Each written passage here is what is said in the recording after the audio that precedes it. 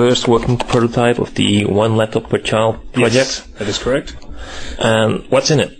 Well, what we have here is the working prototype. So we've got a working display. This is a model display until we finish the actual display.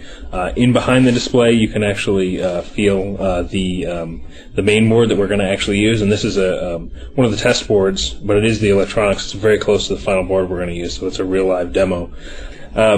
We do have a working display that goes up and down. It obviously has a very nice handle, so it's very easy to carry back and forth between home and school. You can flip this around and fold it down to run in ebook mode. There's also, you can see a set of buttons here that make it very easy to use when it is in that mode, so you can page around in books, and also we're encouraging kids to use games as well, so they will be able to use it for playing games. You can see that it has a keyboard that is pretty well sealed. I mean, you don't want to dunk it in water, but it should keep most spills and dust and dirt out. The other external feature that we have are basically, they call it the rabbit ears, but it will double your wireless coverage and allow the mesh network to work much better. And hopefully we can help solve the last one. And there's a USB port hidden. Yep, hidden behind there are USB ports. This one also has the microphone and the speaker connections as well. And the battery is on... The battery is actually located underneath here. This particular prototype doesn't have a battery. We need to plug it in, just for simplicity's sake. And you can see that there is underneath, you can see you can remove the battery to have it replaced. It's one of the few things that we have that's easy to work on. So that's all done, right? Yep. Okay. So what do you have on there? We don't actually have any programs on there. It was an image viewer, correct? Yeah, you can view images, you can start up.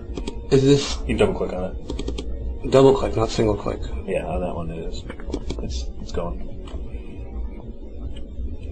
But that's just the image viewer. That's my wife. But yeah, I mean, you can see the keyboard actually works.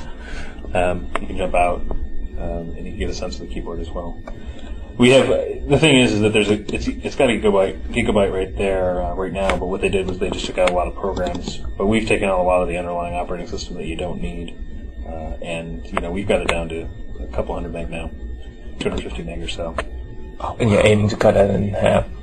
Well, we can cut it in half because we have a compressing file system. Yeah, it doesn't have much on it right now. Graphics, sound and video. There's no CD player in it. A CD player is meant to be a periphery device? You can add it on as a USB. Software updater, that's awesome. File browser. Yeah, most of that stuff isn't on there, so. Add schedule. Yeah. Places, this is so home, school, yeah, you can put all sorts of things in there. Although I think I want to set expectations properly. I think the final interface is going to look very different than this.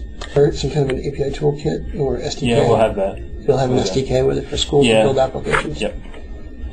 Actually, we're thinking about changing the application model too quite a bit, so it's really easy to build an application and deploy it.